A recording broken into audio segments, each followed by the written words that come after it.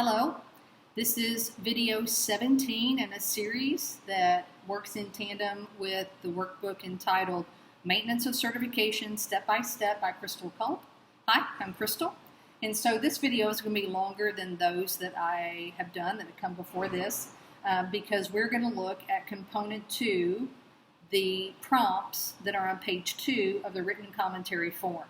There are 8 questions or prompts that National Board has asked you to answer very specifically, and so you need to make sure that you do answer each of these prompts. So we're going to look at them one by one. We're going to start on page 23 of the workbook. So the first prompt reads, how has your learning or professional growth, as described in the PGE, been applied in this lesson? So you'll see there on that page there's a reminder that you need to consider your National Board standards, your content-specific National Board standards. So as you read through those National Board standards, which is the advice I gave in the very first video, to refresh your memory with those and to make note of particular language from the standards that you feel like you would like to use that really speaks to you, the way you see that you're using and practicing those standards in your daily classroom or your daily instruction. I'm going to reiterate that here. Please make sure you've gone back through those National Board standards and identified those verbs and verb phrases that would be important for you. So, how has your learning or professional growth, as you described in component 1, those PGEs, been applied in this lesson? It's pretty straightforward. You learned something with the PGE. You described learning it in your component 1. Now you're writing about applying what you learned with students. So how exactly is that happening in this lesson? So you're going to stop and you're going to think about the planning and why you planned the way that you did. You cannot answer this question without considering the students in your classroom. And in video 16, just the previous video to this one, I talked about how important it is that you show that you know your students. Here's one more place where mentioning students and knowing what they need is going to influence how you plan based on what you have learned. The architecture of accomplished teaching will also come into play here. You need to pull out the architecture of accomplished teaching, which is a part of your MOC instructions. As you flip through those instructions, you'll be able to find it. Remember, it's the one that kind of looks like a double helix. I've heard some people refer to it as like National Board DNA, but you follow the steps of the architecture of accomplished teaching to see how the lesson is impacting student learning. So that is the first prompt number 1. So now let's move on to prompt number 2. It's really about the broader context of your instruction. So prompt number 2 says, for the featured lesson, the one you're videoing, what were your goals and how did they fit into the broader context of learning for these students? So these students need what you're teaching them at this point in time, but you have to explain why that is. What's come before? What comes after? Why do these students need to know this information or have this skill because of what is coming next for them? And so you're going to want to think about horizontal alignment. You're going to want to think about vertical alignment to the curriculum as you think about answering this question. The problem that I see that so many candidates and MOC National Board Certified teachers make when they're designing lessons and creating these goals is they mistake an activity for a goal. Now, I'm not saying that you can't include an activity into a lesson to help reach a goal, but an activity cannot be a goal. And so as you think about goals, you have to remember that goals have to be measurable because you have to be able to write about the impact on students through that goal. So just keep that in mind. So the best advice I have, again, is getting back into that architecture of accomplished teaching and thinking about your lesson through the lens of that architecture of accomplished teaching. So there's notes on this page. Page 24 is the one I'm referencing right now, where you can start making notes to yourself as you prepare to answer prompt number 2 for this component 2 written commentary. Okay, prompt number 3 is next, and this one is really focused on students. So prompt number 3 on page 25 of the workbook. Why is this instruction important for these students at this particular point in time? Again, you're thinking about the students that you have.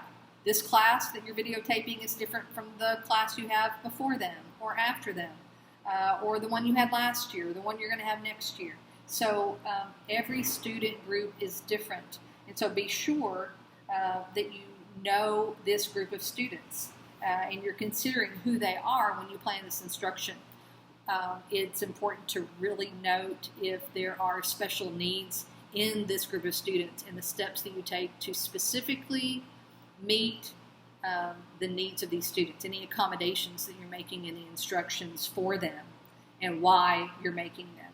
Again, use the language of the standards, especially that know your students' standards. So there are a couple of questions related to prompt number 3. From where do you gather the information about students? How do you know them? Where did you find your information? Did you find it out from teachers who had them before?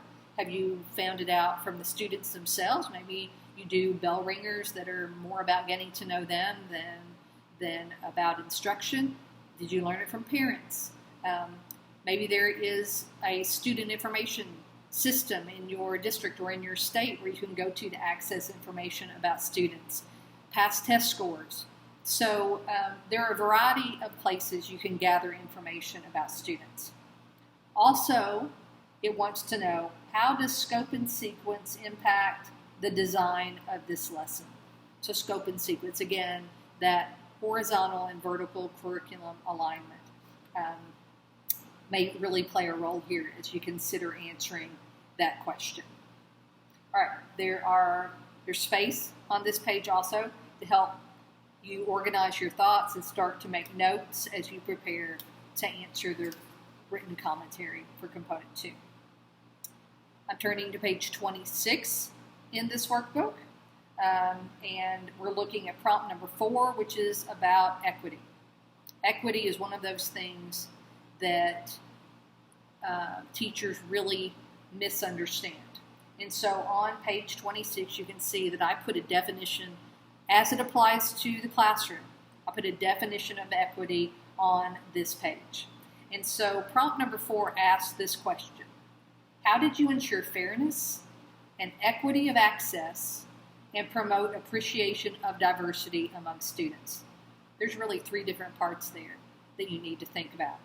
So every certificate, just like they have a Know Your Student standard, every content-specific standards has a standard about equity.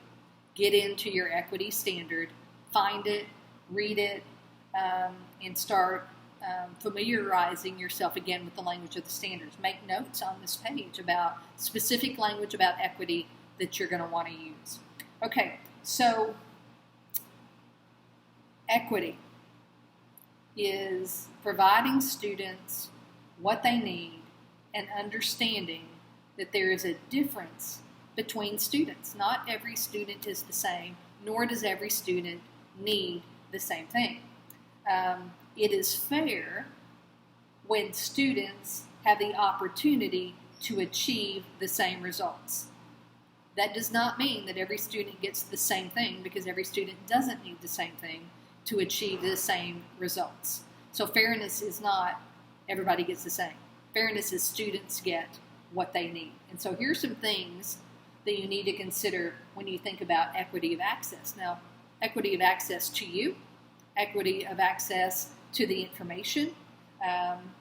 And so on page 26, I have some bulleted things there that you need to think about as you prepare to answer this question. And in the notes section, I have asked you, National Board hasn't, I have, what does equity look like in your classroom? Using the definition of equity on this page, what does equity look like in your classroom? If you have trouble answering this question, one of the strategies that I use with candidates is to have them talk it out, either with me or with another teacher, because conversations about equity are a great way to discover if you're really meeting the needs of students in your classroom or if you are not. And it's going to be really important for you to discover if you are or if you are not. And if you're not, then that's something that you can begin to work on, which means it's something that you can also write about. And it may even be a part of one of the PGEs that you can work in as you think about equity. All right, so that's page 26 of the workbook. Now we're moving on to prompt number 5, page 27 of the workbook. This question is more about certificate-specific knowledge. Remember, you're getting your maintenance of certification in your certificate-specific area. So prompt number 5 says, how does the video recording reflect your certificate-specific content knowledge? So you need to get into your standards. You need to read those standards again to remind yourself what National Board considers a part of the content knowledge that is necessary for what it is that you teach. So I have an activity on this page, page 27, that will help you organize your thoughts around it. So there's a place for National Board Standard on the left. Everybody's standards are different, so it's an open space. But I suggest you write the standard in on the left, and then on the right-hand side of that bottom section is a space where you can record the language of the standard to help remind you, as you answer this question, how to answer the question. So it would benefit you to take a few minutes and work through this activity for prompt number 5. All right, so we're going to move on now to page 28 of the workbook. We're still looking at each individual prompt for the component 2 written commentary. The prompt number 6 is about responding to each prompt. Here's what it says. Explain the impact of your teaching on student learning. It's about impact. I misspoke. The primary focus of this question is impact. Explain the impact of your teaching on student learning. How are you going to do that? You're going to do it. It even continues to give you the question, cite specific examples from the video and identify what they illustrate. You cannot expect an assessor to infer from a video what your impact on student learning is. That's not how this works. You have to write it down and show the assessor that you understand the impact that you had on student learning by finding evidence in the video. How do you know that you had an impact on student learning? If there's not evidence in the video for you to go back to and reference, then you really have to question if you really did have an impact on student learning. What this question is asking you to do is to prove it, to prove that you had an impact on student learning. Now let's say it's very minimal, limited. Don't be afraid to write about it. It's okay. You did not have the impact you expected. But now say why. Why don't you think you had an impact on student learning like you planned? This is part of that reflective process. So dig into how you think students are thinking at particular times in the video, and use what they say to back up what you think about what they're thinking. Okay, so that's page 28 of the workbook, prompt number 6. So now we're moving on to page 29, prompt number 7. It's about reflection. Reflecting on the activity presented in the video. Discuss any changes and or additions that would enhance student learning. So let me remind you, I think I've said it before in one of the other videos, reflections based on what you've learned. You're learning something through watching this video. You're learning something about your instruction, You're learning something about your students. You have learned something as you have pursued your professional growth activity, and now you're implementing it with this video. My advice is you need to do reflection sooner than later. The day that you make this video, you need to make time to stop and write down what happened. Because if days go by, you're going to lose it. It's just, the details of the lesson are just going to leave your mind. That's just the way it works. Unless you have an eidetic memory, it's just going to go. So it's always beneficial to make notes immediately afterwards, especially if the sound quality of your video is a little bit iffy. You can go back, and as you watch it, you're going to remember what they said, even if you can't hear very specifically on the video what they said. Now, I hope so, because the assessors are going to need to hear it, but you can always fill in the blank for an assessor. If there's something a student says that isn't very clear, but the rest of the video is pretty good, don't get too worked up about it. You can write about it instead. So, make those notes, because it's going to be reflecting on the activity much easier. There's a space on this page, page 29, to be making those notes about the lesson and how it went. So what are you going to do different next time? And not just maybe different. Maybe you're going to tweak it a little bit. Maybe you're going to, this activity didn't work so well, so maybe next time I'm going to choose a different activity. But then you need to explain why you think that change is going to be beneficial. Then think about what's next. What comes next for this group of students? Do you need to revisit this lesson?